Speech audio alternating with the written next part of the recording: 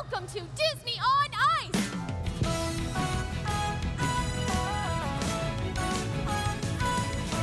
I've been staring at the edge of the water long as What's your favorite Disney movie and why, Dickie? My favorite Disney movie would be Tangled because, you know, like Rapunzel pretty much followed her dreams, and at the end, like, she found her prince and she got her, you know, kingdom back, and she got to live her dream of exploring the world and, you know, experiencing things. Can you describe the impact that Disney movies and characters have had on your own life and your career as a performer?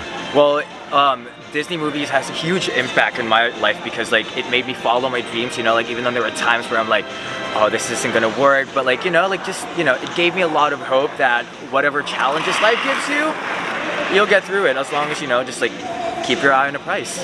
How did you become involved in Disney on Ice, and what advice would you give to younger skaters or performers that are wanting to one day get onto a production like Disney on Ice? Well, funny story, the reason why I got into Disney on Ice was because of Disney on Ice. When I started skating about 20 something years ago now, yeah, so I competed for a little bit, and then I was like, you know what can I do besides competing?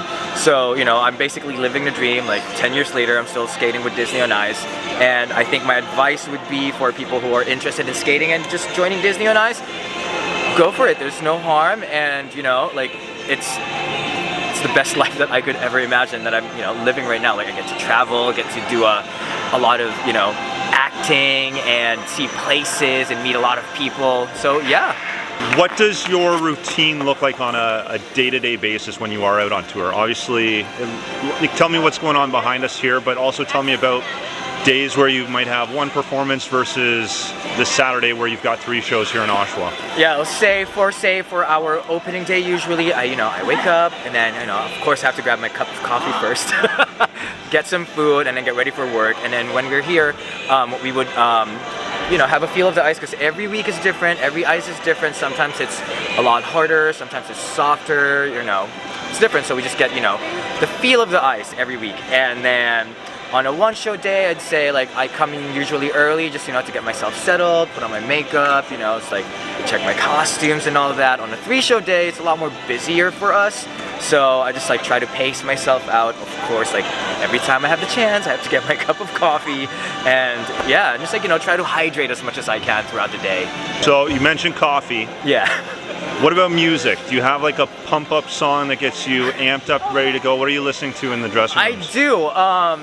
It depends on the day. Like, sometimes, like, in the morning, I like something that's, like, you know, very upbeat. But, like, as the day progresses, I want more, like, classical and, like, something softer. You know, I'm a figure skater. Like, I love my classical music. Okay. Yeah. If you could pick a song, though, and it has to be out of the Disney catalog, is there, like, a song that really gets you going, or is it too tricky to pick just one? There's quite a lot, so that's kind of hard to pick. Let's say it's an opera. So it's gonna be in Italian, but, like, it's from Tosca, so okay, it's like, you know, it just gives me, like, the feels. Awesome. Now, can you share any behind-the-scenes secrets or interesting facts about this show in particular for Into the Magic? Yes, well, basically, Disney on Ice presents Into the Magic. It's a good mix of old and new Disney movies because we have, from the older, you know, classic movies, we have Cinderella and Beauty and the Beast, and then for the most recent, you know, new ones in the last 10 years, we have Tangled, Coco, Moana, and everybody's favorite, Frozen. So yeah, and then we have some props and costumes that, you know, we can look at later. So right here we have Flint's satchel that he uses to hide Rapunzel's tiara when he stole it from the kingdom. But yeah, let's see.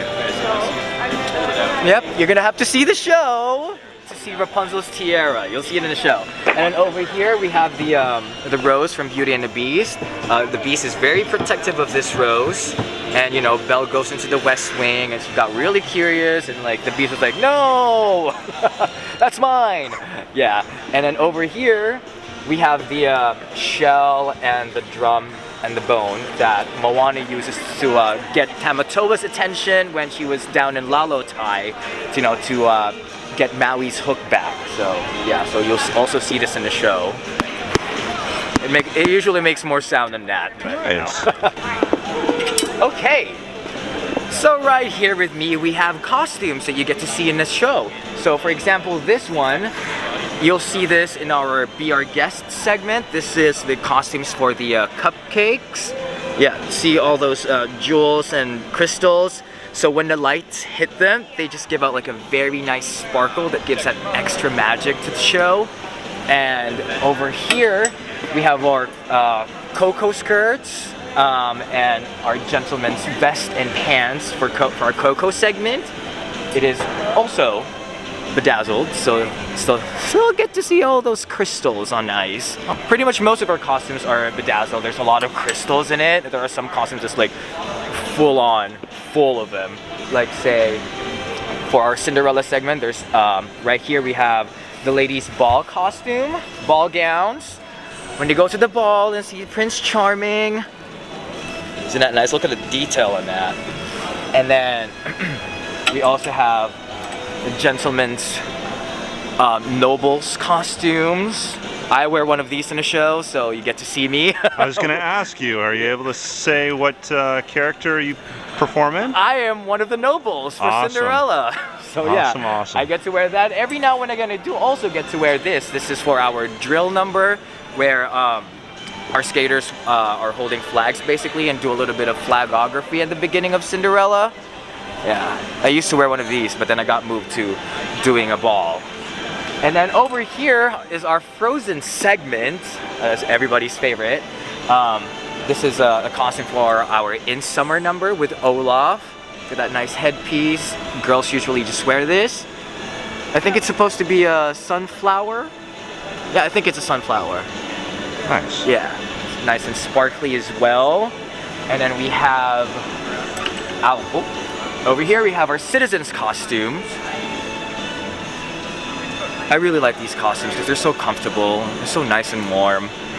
How many costumes are there within a production like this? Oh, since this is a really big show, I'd say there's at least 200 of them. Wow.